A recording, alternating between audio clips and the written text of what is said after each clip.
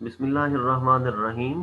काला रब्बि इश्रह ली सदरी वयस्सिर ली अमरी वहलुल उक़दतम मिन लिसानी यफ़क़हू क़ौली। डियर स्टूडेंट, अस्सलाम वालेकुम।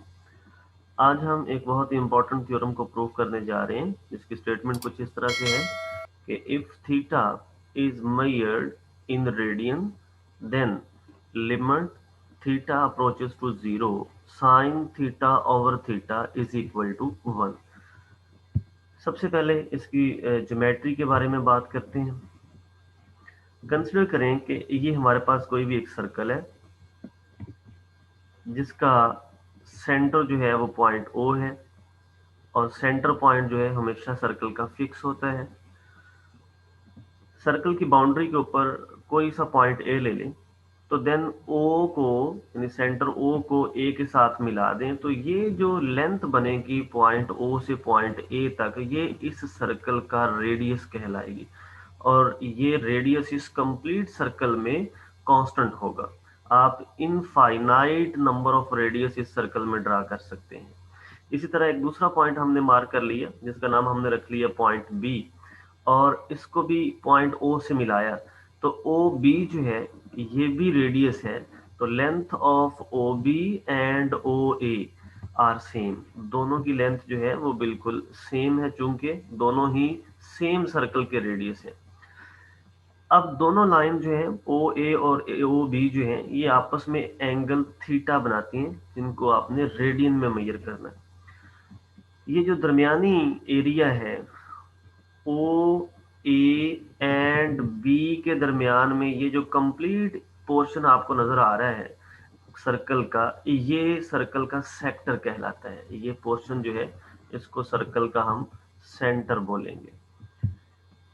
यानी आप कह सकते हैं कि ये जो कंप्लीट ये पोर्शन आपको नजर आ रहा है, ये सर्कल का सेक्टर कहलाएगा। सेम इसी तरह कंसिडर करते हैं, हमारे पास एक यूनिट सर्कल है। इस थ्योरम के प्रूफ के लिए हमने यूनिट सर्कल को कंसिडर करना है, ताकि उसका रेडियस हमें पता हो कि वो 1 है, क्योंकि यूनिट सर्कल ऐसे सर्कल को बोलते हैं जिसका रेडियस 1 हो। सपोज करें पॉइंट ओ इसका सेंटर है, पॉइंट ए और बी हमने कोई से दो पॉइंट सर्कल की बाउंड्री के ऊपर मार्क कर लिए। सेंटर पॉइंट को ए से भी मिला दिया और पॉइंट ओ से भी मिला दिया, और उनके दरमियान में जो एंगल बना वो थीटा रेडियन है। And after then point A को पॉइंट बी के साथ भी मिला दे, रेड लाइन के साथ, जैसे आपको नजर आ रहा है। तो यहाँ से ओ ए बी हमें एक ट्राइंगल मिल गई, और ये ऐसी ट्राइंगल है जिसका कोई भी एंगल 90 का नहीं है, तो अदर देन राइट ट्राइंगल है ये। अगर आप एरिया की बात करें, तो इस ट्राइंगल का जो एरिया है वो, इसका जो सेक्टर बनेगा पॉइंट ओ से पॉइंट ए, एंड देन ये जो राउंड साइड इसकी बनती है ये पॉइंट बी तक, ये सेक्टर बनेगा। तो सेक्टर का जो एरिया है वो ट्राइंगल ओ ए बी के एरिया से ज्यादा है। यहाँ से क्लियरली नजर आ रहा है कि जो ट्राइंगल है उसका एरिया एज कंपेयर टू जो सेक्टर है उसके एरिया से कम है, क्योंकि ये जो पोर्शन आ रहा है ये वाला, ये सेक्टर में अजाफी पोर्शन है। तो इसकी वजह से जो सेक्टर का एरिया है वो ट्राइंगल के एरिया की निस्बत ज्यादा है। अब ऐसा करते हैं, इस पॉइंट बी को हम थोड़ा सा एक्सटेंड करते हैं, जैसे कि आप नेक्स्ट फिगर में देख सकते हैं ये चीज।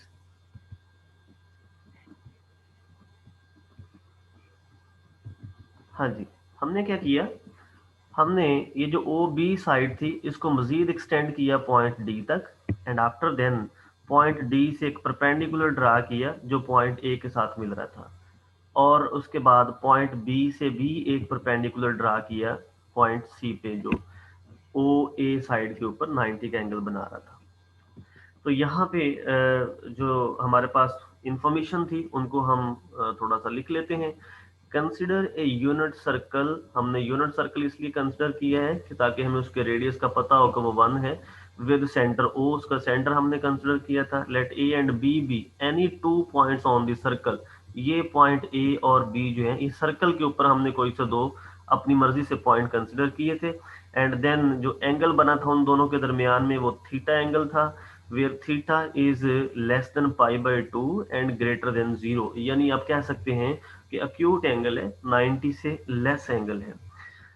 As shown in figure O A B represent a sector, ये जो ओ से फिर देन ए और ए से देन ये जो कर्व पाथ है इस पे हम अगर जाएं तो पॉइंट बी तक एंड आफ्टर देन वापस ओ पॉइंट पे मिल जाए ये पॉइंट अगर, तो ये जो एरिया बनता है, ये जो पोर्शन बनता है, ये सेक्टर है।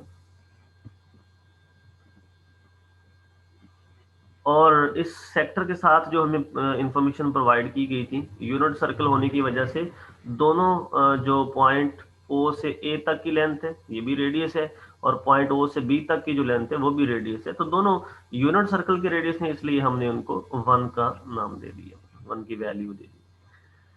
आफ्टर देन अगर आप गौर से देखें तो हमारे पास यहाँ पे 3 मुख्तलिफ तरह के ट्राइंगल्स बन रही हैं, एक ओ सी और बी।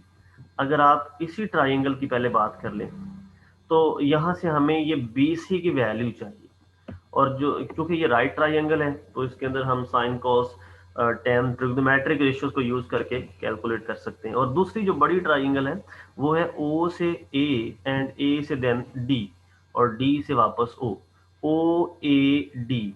तो ये दो ट्राइंगल्स थी जो राइट ट्राइंगल थी, दोनों की दोनों। यहाँ पे भी पॉइंट सी पे 90 का एंगल बन रहा है और इधर भी पॉइंट ए पे 90 का एंगल बन रहा है, तो इन्हीं दो ट्राइंगल्स को पहले हम यूज करेंगे।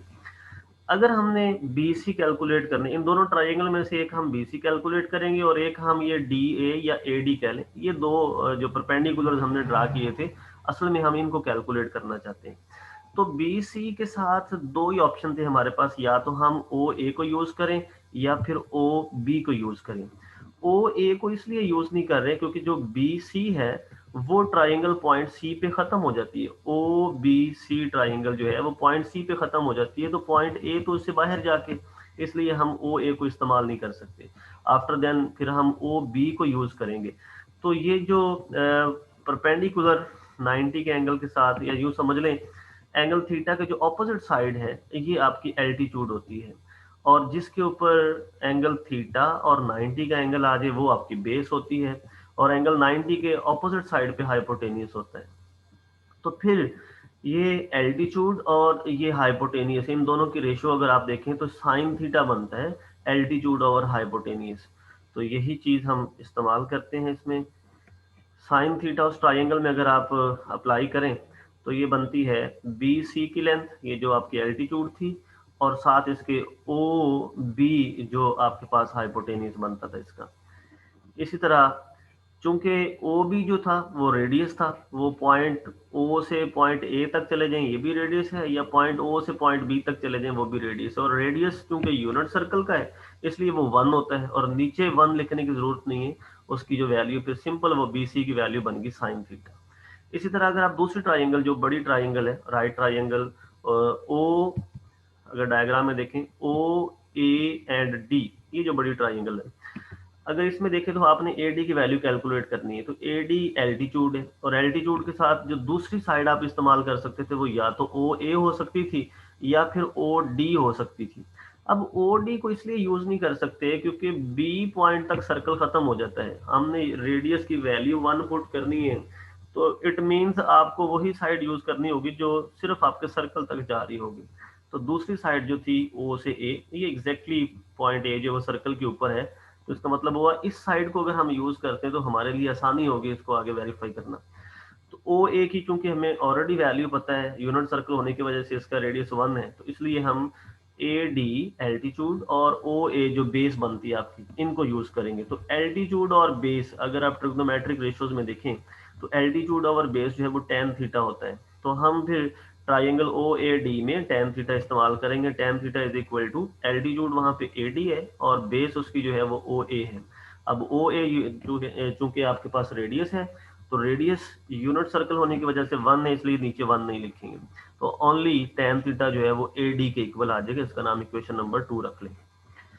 अब हमने क्या करना है, इसी ज्योमेट्री से एक दफा देख लेते हैं कि first of all triangle O A and then ये जो रेड लाइन जा रही है पॉइंट बी तक, ये ट्राइंगल है, इसका एरिया कैलकुलेट करना है।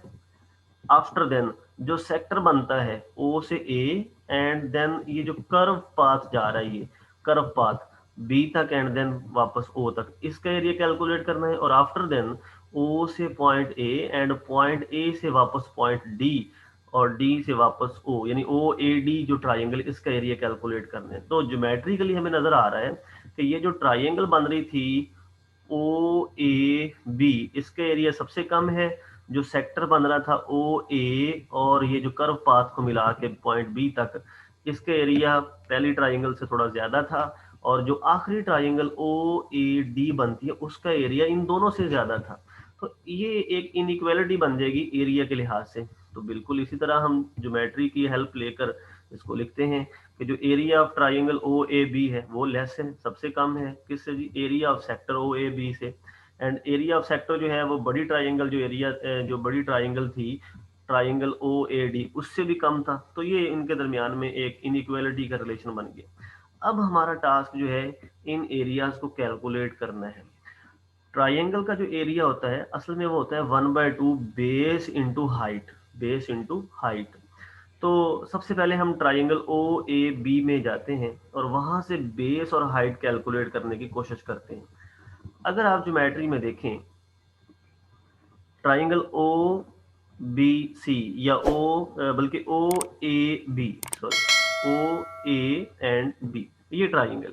अब ये ऐसी ट्राइंगल है जिसमें कोई भी एंगल 90 का नहीं है अदर देन राइट ट्राइंगल है। तो ऐसी ट्राइंगल की हाइट अगर कैलकुलेट करनी हो तो आपको परपेंडिकुलर ड्रा करना पड़ता है। तो इट मींस ये जो बी सी है ना, ये इसकी हाइट कहलाएगी और बेस इसकी ये ओ से ए तक होगी। इसका मतलब हुआ ओ से ए इसकी बेस बन गई और बी से सी इसकी हाइट बन गई। तो ओ ए इंटू बी सी जो है वो इसके एरिया में यूज होंगी साइड्स। तो इसका एरिया फिर बन गया 1/2, चूंकि ट्राइंगल के एरिया के स्टार्ट पे 1/2 लगते हैं as a formula. 1/2 O A into B C, O A इसकी बेस है और बी सी इसकी हाइट है। एरिया ऑफ सेक्टर का प्री डिफाइंड फार्मूला है 1/2 आर स्क्वेयर इंटू एंगल। तो एंगल चूंकि हमने कंसिडर किया हुआ था थीटा, इसलिए हमने यहाँ पे थीटा लिख लिया। और जो थर्ड ट्राइंगल है वो तो राइट ट्राइंगल थी और राइट ट्राइंगल की बेस जो नीचे वाली साइड थी और उसकी हाइट जो उसका वर्टिकल था, एल्टीट्यूड जो थी ए डी, तो वो उसकी हाइट बन जाएगी। आफ्टर देन ये जो ओ ए है ये असल में था सेंटर से पॉइंट ए तक का फासला और ये भी रेडियस था। और इसके साथ ही जो ओ बी था वो था सेंटर से पॉइंट बी तक का फासला और वो भी रेडियस था, इसलिए दोनों की वैल्यू 1 है। तो यहाँ पे हमने 1 जो है वो पुट कर दिया। रेडियस आर जो है उसी सर्कल की बात कर रहे हैं जिसको हमने यूनिट सर्कल बोला था और यूनिट सर्कल में रेडियस 1 होता है तो हमने 1 लिख दिया। ओ ए जो है ये भी रेडियस है, इसकी जगह पे भी 1 लिख दिया। अब इस इनइक्वालिटी में देखें कि हर टर्म के साथ 1/2 आ रहा है। तो हम ऐसा करते हैं, एक तो इस 1/2 को कैंसिल करेंगे और दूसरा ये जो बी सी का मॉड और ए डी का मॉड आ रहा है इनको हम जो है ना वो यूज करेंगे इनकी वैल्यूज को। अब इक्वेशन 1 में देखें तो बी सी की वैल्यू साइन थीटा के इक्वल थी और इक्वेशन 2 में देखें तो ए डी की वैल्यू टेन थीटा के बराबर थी। तो हमने वो वैल्यूज इसमें बच्चे पुट कर दी। आफ्टर देन ये 1/2 जो था इसको कैंसिल आउट कर दिया। तो हमारे पास फाइनल इनइक्वालिटी बन गई sine theta less than ten of theta. अब यहाँ पे आके एक बड़ा इंपॉर्टेंट पॉइंट है, हम इस चीज से बिल्कुल जो है वो वाज़ेह तौर पे जानते हैं इस चीज को कि अगर किसी नेगेटिव नंबर से इनइक्वालिटी को मल्टीप्लाई कर दें या फिर डिवाइड कर दें तो उसकी साइन चेंज हो जाती है। लेकिन यहाँ पे ये बात देखनी बहुत जरूरी है कि हमारे पास जो एंगल था ना थीटा, वो अक्यूट एंगल था, यानी पॉजिटिव अक्यूट एंगल था, पाई/2 से लेस था और 0 से ग्रेटर था। इसलिए अगर वो थीटा जो 0 से पाई/2 के दरमियान में है वो एंगल अगर साइन में पुट किया जाए, साइन थीटा, जो वैल्यू ओवरऑल इस एक्सप्रेशन की बनेगी साइन थीटा की, वो हमेशा पॉजिटिव बनेगी। तो इसलिए अगर आप साइन थीटा से इस इनइक्वालिटी को डिवाइड भी कर दें तो कोई फर्क नहीं पड़ेगा क्योंकि साइन थीटा जो है वो इस गिवन कंडीशन के अंदर पॉजिटिव है। तो हम इस पूरी इनइक्वालिटी को साइन थीटा के साथ डिवाइड कर देते हैं और ये बात बताना जरूरी है कि साइन थीटा इस गिवन कंडीशन में पॉजिटिव है, अदरवाइज ये इनइक्वालिटी चेंज हो सकती थी। तो साइन से कैंसिल आउट हो गया, ये एज इट इज। अब टेन थीटा हमें पता है वो होता है sign theta over cos theta.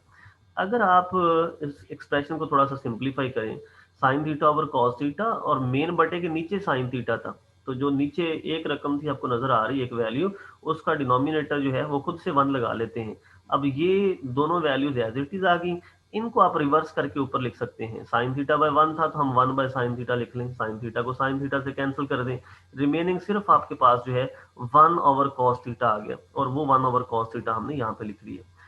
अब इसके बाद हम क्या करते हैं, इस इनइक्वालिटी को रिवर्स कर देते हैं। रिवर्स का मतलब जो डिनोमिनेटर में चीज होगी उसको उठा के न्यूमिनेटर पे, और न्यूमिनेटर वाली जो चीज है उसको उठा के डिनोमिनेटर में लेंगे। ये क्यों हम लेके आ रहे हैं, क्योंकि थीटा ओवर साइन थीटा हमारे पास है, लेकिन हमें चाहिए साइन थीटा ओवर थीटा था, इसलिए हमने पूरी इनइक्वालिटी को रिवर्स किया। जैसे ही रिवर्स करेंगे तो ये लेस देन की साइन भी चेंज होकर ग्रेटर देन में कन्वर्ट हो जाएगी। तो देन आफ्टर देन ये जो लास्ट इनइक्वालिटी आई है इसके ऊपर हम लिमिट अप्लाई करेंगे, और लिमिट जो हमें स्टेटमेंट में दी गई है वो थीटा अप्रोचेस टू जीरो है। तो ये फर्स्ट फंक्शन के साथ भी, सेकंड फंक्शन के साथ भी, और थर्ड फंक्शन के साथ भी हम लिमिट को अप्लाई कर देंगे। अब चूंकि ये तो कांस्टेंट है और कांस्टेंट के ऊपर लिमिट का कोई इफेक्ट नहीं होता, तो वो एज इट इज 1 आ गया। और राइट साइड पे जो था थीटा इक्वल टू, जब जीरो पुट करेंगे कॉज में, तो कॉज 0 डिग्री जो है वो 1 के इक्वल होता है। तो कॉज 0 जब 1 के इक्वल है तो इट मीन्स आप उसकी जगह पे वैल्यू 1 लिख देंगे। अब ये तीन टर्म्स आपको, तीन चीजें नजर आ रही हैं, लेफ्ट साइड पे भी 1 है, राइट साइड पे भी 1 है, और सेंटर पे जो है वो एक एक्सप्रेशन है। तो ये बड़ा फेमस थ्योरम है, एक सैंडविच थ्योरम उसको बोलते हैं। और उस थ्योरम के मुताबिक अगर किसी फंक्शन की जो, अगर तीन फंक्शन हमारे पास हो एफ जी एंड एच, अगर फंक्शन एफ की लिमिट का आंसर और फंक्शन एच की लिमिट का आंसर सेम हो, तो जो उन दोनों के दरमियान में सैंडविच बन रहा है फंक्शन, उसकी लिमिट का आंसर भी वही होगा। तो आप देख सकते हैं कि लेफ्ट साइड पे जो फंक्शन था उसकी लिमिट आपने अप्लाई की उसके ऊपर और उसका आंसर 1 आ गया। जो राइट साइड पे फंक्शन था कॉस थीटा, उस पर भी लिमिट अप्लाई की तो वहां पे भी आंसर 1 आ गया।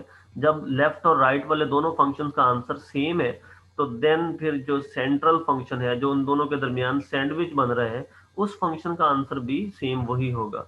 तो यही रीजन देके बाय द सैंडविच थ्योरम, उसके मुताबिक जो limit theta approaches to zero sine theta over theta है, इसका आंसर भी 1 ही होगा। यही हमने प्रूव करना था। थैंक यू जी, अस्सलाम वालेकुम।